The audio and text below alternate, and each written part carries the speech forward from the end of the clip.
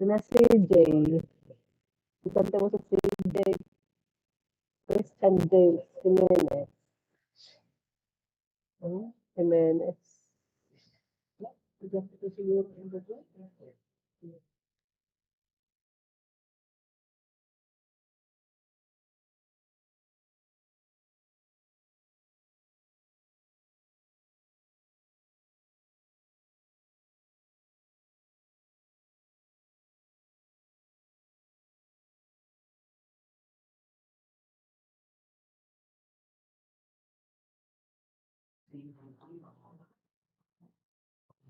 Good morning, good morning. How are you?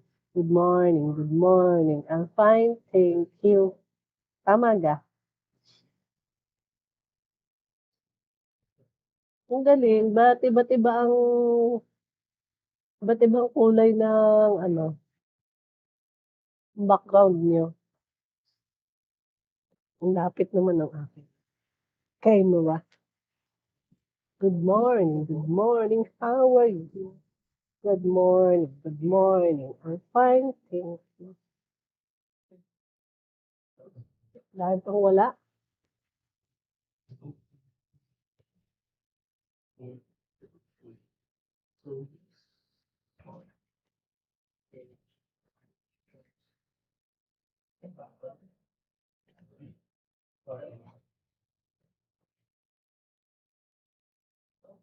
Okay? Tapos na pa tayo sa doubly reinforced beam. Recap of last meetings. Discussion.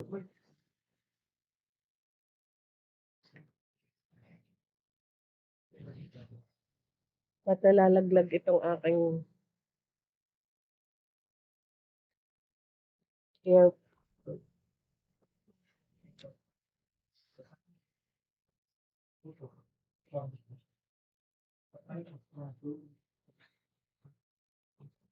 Kaya umalis na sa seminar. Puno na?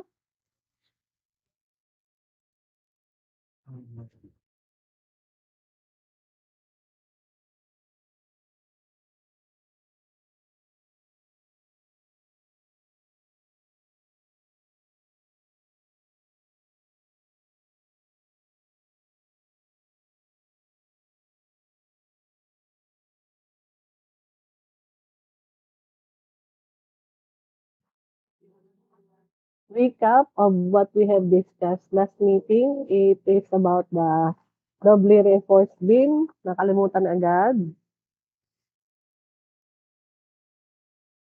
So,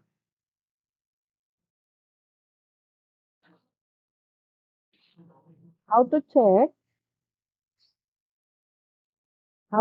if it is the doubly reinforced beam?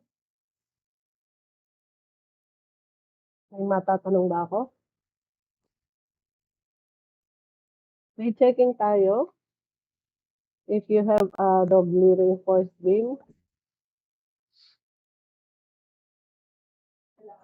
Tatanggal itong aking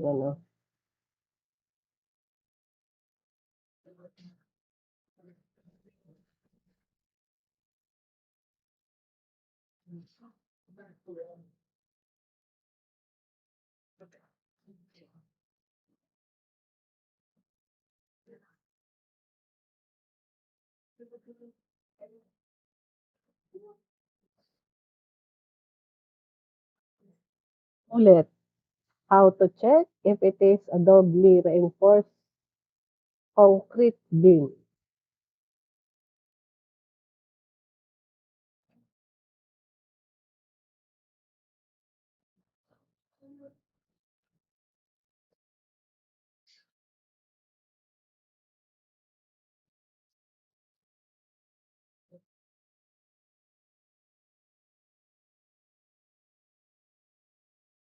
Ako makausap?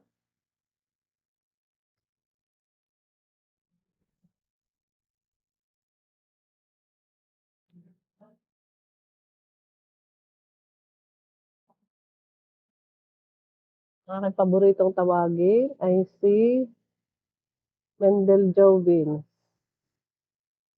Hello, ano pong tanong Hello, kakabata? good evening. My question is how to check if the beam is a doubly reinforced beam, reinforced concrete beam. Ah, Masasabi po na doubly reinforced po kapag both top and bottom sides po ng beam ay meron still Oo nga, reinforced. oo nga.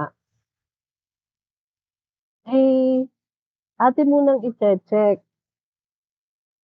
So, kung ang moment, ang balance moment ay greater than the maximum moment. Alin ka itong problem na ito? So, if you're given the maximum moment, parang ito ay pinasolve ko sa inyo. Number 2 problem. Oo nga, na-solve natin na rin problem na ito. Ang number 1 ay yung pinag-usapan natin last good morning Maureen, may nakalagay din yung ano. Yung number 1, yung pinag-usapan natin na ang moment ay 3, 6, 7, 0, 555, 446 millimeter to the fourth. Ang number 2 naman ay checking if may copy ka nun, Mendel Jovin, checking if the beam is a doubly reinforced beam. Number 2 problem. Mendel Jovin, yung ang given maximum moment. Hello? Hanap sa notes.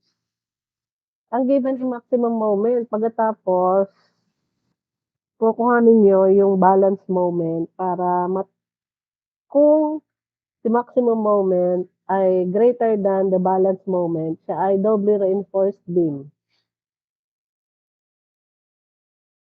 Parang sino ka nag-present nito? Si Andre? Si Mercado? O si Akyatan? Sino nga ang nag-present na rin? Si Mercado. Ano? Okay.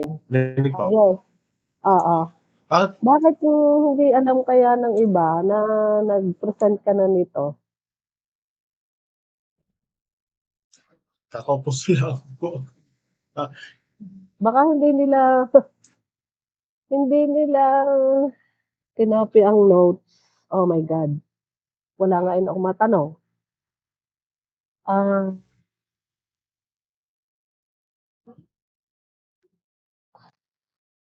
ating tignan sa ating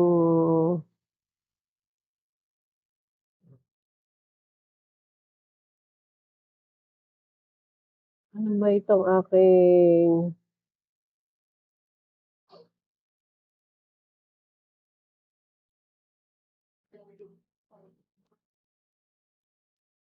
dactyl detailing of beam. Okay.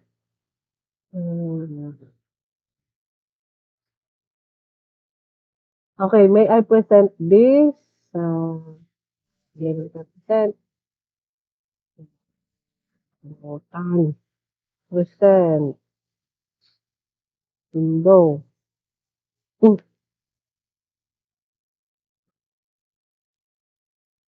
hmm, yun. Okay.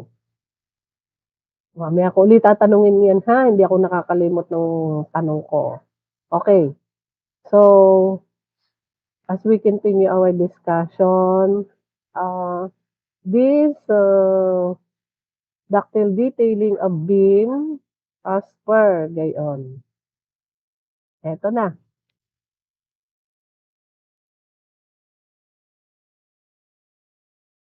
O, tingin. Tingin, tingin. Okay. Meron tayo ditong, pag ba ito napapalaki? Walang pampalaki. Can you see this?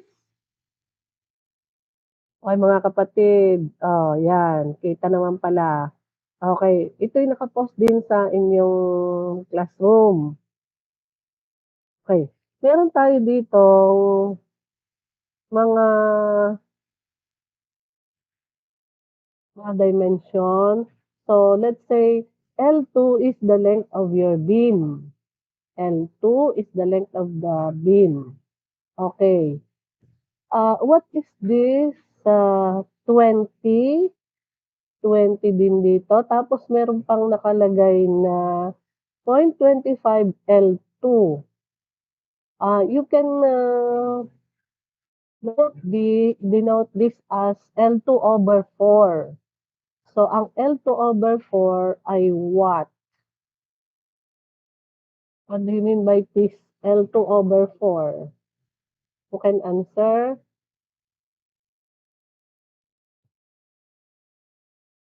Ano din? Si CJ. Alan Andre. What do you mean by this L2 over 4 or 0.25 L2? In a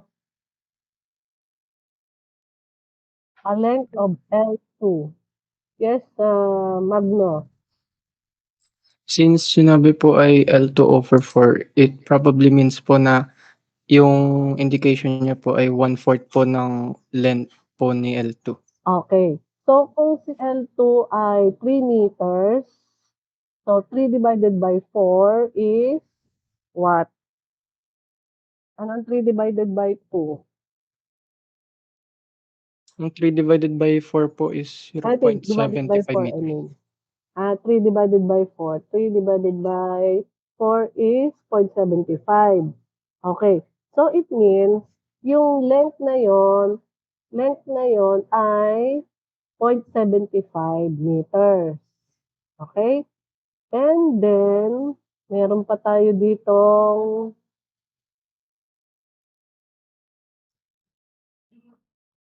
magkabila yon. Magkabila yon na extra top bars at end support. So, kung meron tayo ditong column and then doon sa another side ay another column. So, susukat tayo ng L over 4. Dini. Can you see this? Ha? L over 4. Tapos, dini sa kanan, ganun din. So, yun ang extension ng top bars. Now, pagdating naman dini sa baba, extra bars at the bottom. Okay. Anong purpose nga niyan? Itong extra top bars ay para sa sakan. Tension, compression. Wala na naman ako makakausap. Oh, Allen Glenn, Mendoza. Tension po. Tension. Okay, kaya naglalagay tayo ng additional top bars. Magkabila. Yun, extra top bars at continuous support. Ito. So, pagdating naman sa gitna, doon naman tayo naglalagay ng extra bars para sa bottom because nasa gitna naman ang ano naman, Allen. Ang daming Allen. Tatlong Allen. Allen Glenn Mendoza. Since po ay sa midspan po ay positive bending moment. Bali ang tension po ay nasa bottom side na po ng beam kaya po nasa bottom reinforcement. Okay. So, may additional V-bars. Okay. So, yun ang explanation diyan sa mga sukat na iyan. Okay. Dito naman sa mga 50, ano naman ibig sabihin na rin 50, tapos din sa kabila may 50 din. Yun ang spacing naman ng ano, Anong spacing niya ng ano? Itong mga vertical na ito. Ano ito? Mga ito. Hello? Ano ay ang mga iyan? Donna Shane. Ba, very good, Donna Shane. Nagpa-participate. Spacing po ng stirrups. Yes, spacing ng stirrups. At siyang makikita ng spacing ng stirrups ay ano? Ano ang pinakamakitid? Ang spacing ng stirrups.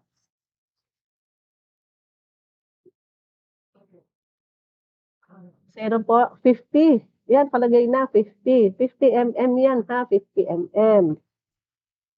Okay? So, daw matibay, ay lilimitan daw natin ang stirrups dito sa malapit sa support. Same. Yung sa kaliwa at sa kanan. Para daw matibay. Okay. So, diyan kasi malimit mag-fail ang ating mga beams. Okay? Oh, okay. Punta naman tayo din eh. Oh, ang ganda ng sulat. The width to depth ratio of the beam should be more than 0.3 B over D. Oh, sample, kung ang B ay 300, tapos 600 ang D. So, 0.5 yon, tama? Hello? Okay, Allen Mac. Thank you. Ken Moore. Thank you, Donna. Okay. So, greater than 0.2 siya. And B must be greater than 200. Okay, lagi kong pinapaalala sa inyo ha, ang B is greater than 200. Maliban na lamang sa roof beam, na allow tayo ng 200 by 300 na dimension. Okay, next. Ano ba itong D is the ang D nito yung pinakamalaki, yung height. 1/4 times the clear span. Ano yun? The depth of the beam should not be more than 1/4 of clear span. This may not apply to the floor beam of freight staging or elevated RC water tank. Okay. The width of the beam must not be more than the width of the supporting column. Multiply by the depth of the column. Okay. So, ano ang pwedeng width ng beam? Kung 300 naman, 300 mm naman, by 300 mm ang supporting column. So, i-multiply 0.75 by 300. Ano yun? Hoy, wala na naman kausap. 0.75 times 300 is 225. Okay. So, the width of the beam should not be more than the width of the supporting column. So, hanggang 225 lang ang width ng beam. Hindi pwedeng 300. Ah, hindi pwedeng 300 dahil na-multiply natin na rin by 0.75. So, hanggang 225 lang. Okay. Okay. So, ito na yung typical, katulad din rin nung nasa taas. Oh, the minimum longitudinal steel ratio on any face, any section of beam is P minimum is 0.24 multiplied by the square root of FC. Ano yung K? Nasaan yung K natin? Wala din. Over the square root over FY. Okay. Meron pa tayong anchorage length. Development length plus 10 times diameter of the bar. Normally, 16 halimbawa.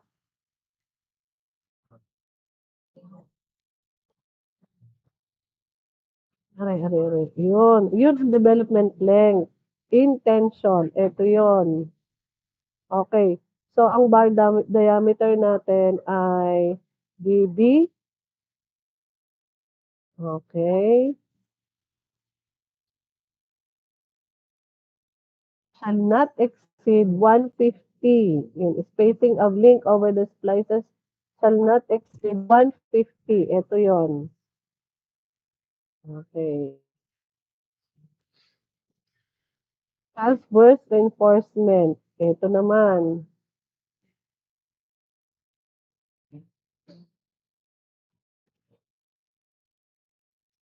Minimum.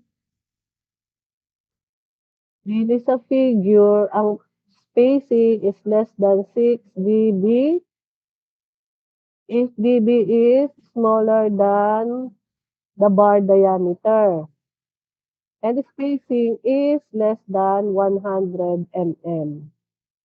Ito yon sa confinement zone.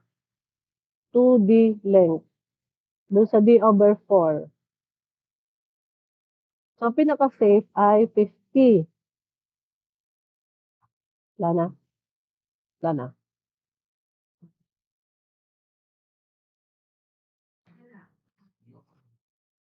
Okay. Aray naman nasa ating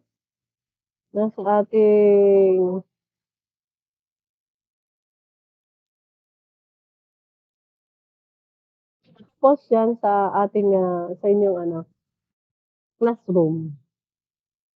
Okay. So,